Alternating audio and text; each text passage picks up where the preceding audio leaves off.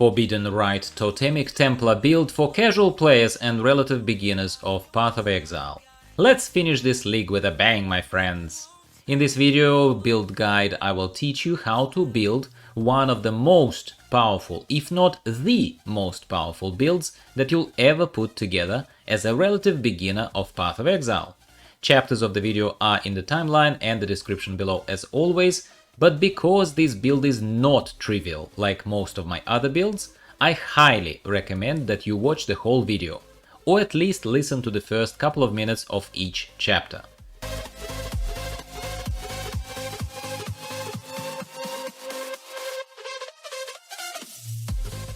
Forbidden Rite Totemic Templar is a crazy powerful but relatively complex build that should be a fun little project for you to engage in before this league is over. Before I go on, let me be very clear about two things. This is not a league starter build. It's a fun league finisher. And two, this particular build is actually not 100% my own build from ground up, as I was just like you, interested but steering away from this relatively complex construct until I came across ESORO's Forbidden Rite Totems build, which definitely showed me the way and inspired me to take his build as a baseline and change and experiment with it by simplifying it quite a bit while keeping its massive potential. So what is the Forbidden Rite then? Forbidden Rite is a chaos damage spell that deals somewhere around 12% of your max life as chaos damage, while doing about 40% of your max life as chaos damage to you. This is very overpowered and very inconvenient at the same time, isn't it? So the whole build basically revolves around maximizing this damage potential while mitigating the damage to yourself as much as possible. That's basically it in a nutshell. So how do we do it? Well, first we outsource the whole damage dealing and damage taking to our totems. Totems can have massively increased life pools compared to the player, and they can massively boost the damage too. And second, we will rely on a few specific items that you might have found yourself over the course of the league, or that you can rather cheaply buy from the community market, as even the best items right now cost peanuts, since the league is almost over. So time to spend some of those Chaos Orbs that you had no idea what to do with, my friends. The build itself can be split into three distinct parts. First part, leveling time before you can use Soul Mantle Robe, that is level 49. Second, leveling time with Soul Mantle Robe, but before you can use Viridi's Veil Crown, that is level 68. And third is kinda the endgame time with the full gear setup with Soul Mantle and Viridi's Veil, that is past level 68. So how do we level up to 49? You put your best leveling gear on, obviously goes without saying, as you should have quite a few good pieces by now, presuming that you have played the league from the beginning. And follow my early leveling tree in the path of building that is available to you in the description of the video as always. For body armor I always use during leveling process, I use Tabula Rasa 6-linked socket robe, as it allows for best and most flexible gem setups until you can equip something better.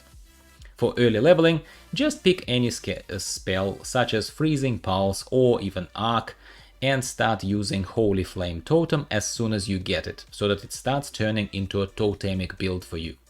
This will help with direct damage dealing at first, and then you can decide when exactly to switch to a fully totemic build once you take the Ancestral Bond skill tree node, as from that point onwards you will not be able to deal damage yourself. Throughout your leveling process you should invest in gear and skills that boost your mana pool, mana regeneration, spell damage and chaos damage wherever possible. At level 49 we enter the second phase of this build, as you'll be ready to put on the Soul Mantle Robe, which is an amazing piece of gear that you can get for something like 1 Chaos Orb right now, absolute peanuts, and that requires proper understanding before you use it though. Soul Mantle gives you an extra totem and makes your totems a lot stronger, especially for this particular build, since it very heavily relies on the life pool of your totems, while providing a built-in spell totem support as well, saving you an extra gem socket. The massive downside of Soul Mantle is that it inflicts a random curse or hex on you when your totems die. So you will be constantly cursed if we don't mitigate this, which is why you will need to make sure that you are ready for your Soul Mantle with the following. First, you would have to buy 2, not 1 but 2, Kikazaru rings from the community market. They won't be too expensive, probably costing between 1 and 5 Chaos Orbs each at the moment of recording of this video, I would say, as this is the end of the league. Each Kikazaru ring reduces the effect of curses on you by 40%, so 2 rings will mitigate the effect by 80%. Then you will also need to build your passive skill tree towards taking Sanctum of Thought node, which reduces curses and hexes on you by another 20%. So all in all, it will give you 100% protection from curses, and you can use Soul Mantle and be happy with it. Finally, I highly recommend that you also bought a Self-Flagellation Viridian Jewel, as it allows an additional curse on you while increasing your damage per curse. This is a massive, insane increase of damage when used along with your Soul Mantle setup, since you will be cursed all the time and it will boost the damage of your totems massively. The third and final phase of this build fully depends on whether or not you manage to buy yourself a Viridi's Veil Crown, which would be insanely expensive at the start of the league, but it costs, again, almost nothing, probably between 1 and 5 Chaos Orbs probably right now at the tail end of the league.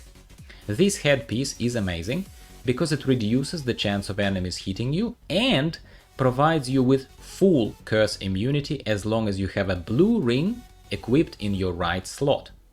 Once you've reached level 68 and equipped this crown, you can replace your Kikazaru ring in the left slot with something more suitable. I use Dream Fragments purely for freeze and chill immunity, which saved my life many times. And you can also, most importantly, refund 3 skill points that you've spent before to get Sanctum of Thought, and you no longer need that. So you could spend these 3 points elsewhere, which is a massive advantage to any build. Phew, that's the main tricks and direction for the build done. Main gem cluster setup for me is obviously the Forbidden Rite. I supported Forbidden Rite by Volley support for extra projectiles, faster casting support, Void Manipulation support, and Inspiration support. ESORO's build that inspired me to build my own prioritized also Critical Strike support instead of Inspiration, but I found that without Inspiration support I actually had mana issues, especially visible around levels 50 to 60, so I went with this setup instead, and I recommend this for you. For damage support I have Wither, a debuff that increases chaos damage that enemies take. It is supported by multiple totem support and spell totem support. This gem cluster is socketed into Torchok's Step, the best totemic build boots one could hope for. Just take a look at the effects that the boots offer.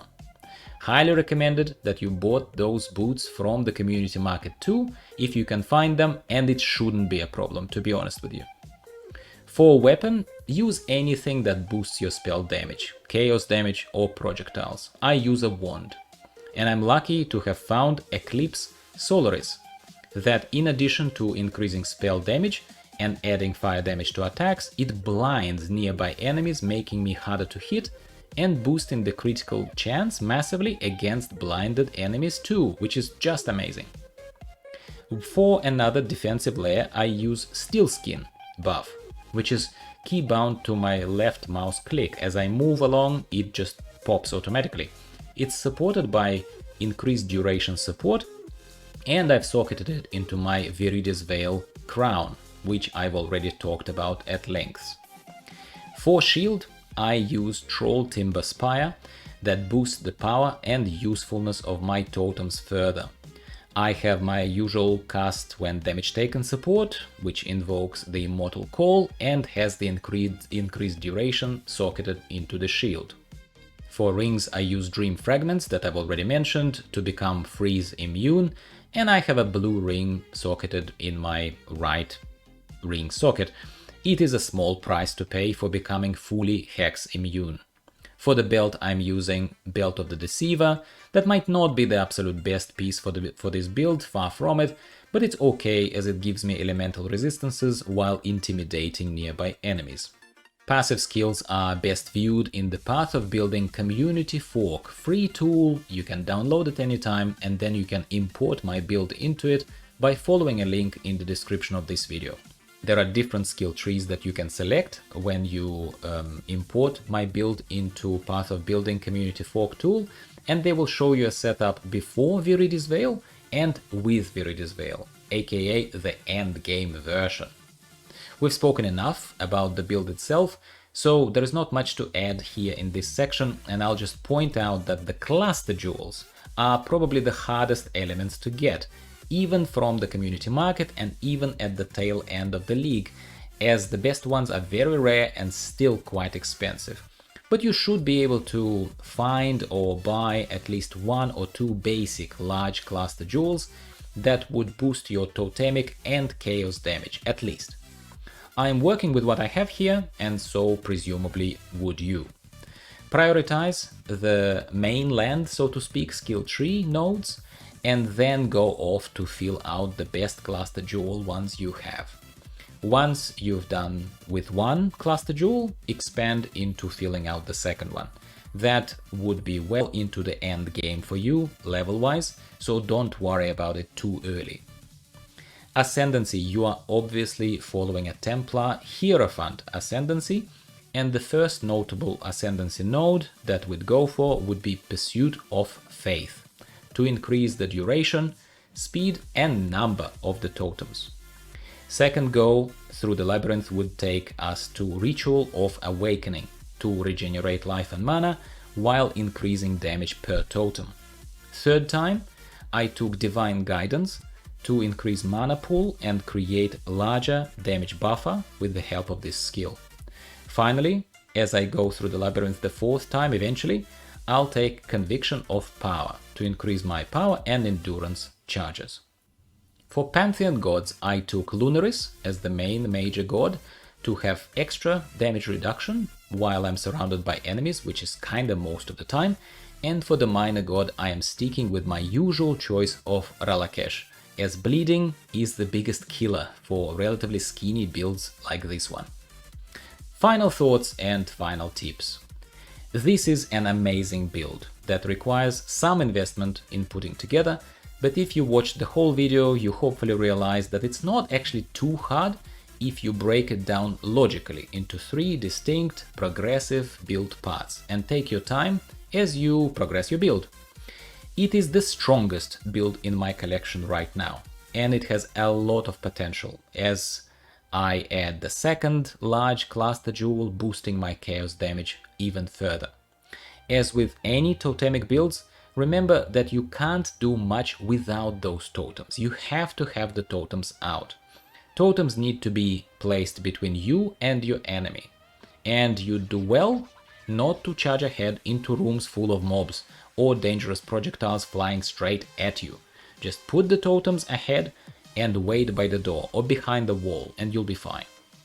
I am a huge fan of this build, and while it won't be my league starter, it will probably remain my favorite league finisher for the foreseeable future. I do hope that you've enjoyed this simplified version of the Forbidden Rite Totemic build from me, and if you did, please don't be shy to give it a like and definitely subscribe to the channel for more casual and beginner-friendly build guides for Path of Exile. We have an exciting new Scourge League coming up, and I can't wait to see what new changes it brings to the game. Thank you for watching. Go play some Path of Exile. Bye for now. Keep it moving, won't stop, rhythm overflowing. Don't stop, gotta get it going. Keep it moving, won't stop, rhythm overflowing. Don't stop.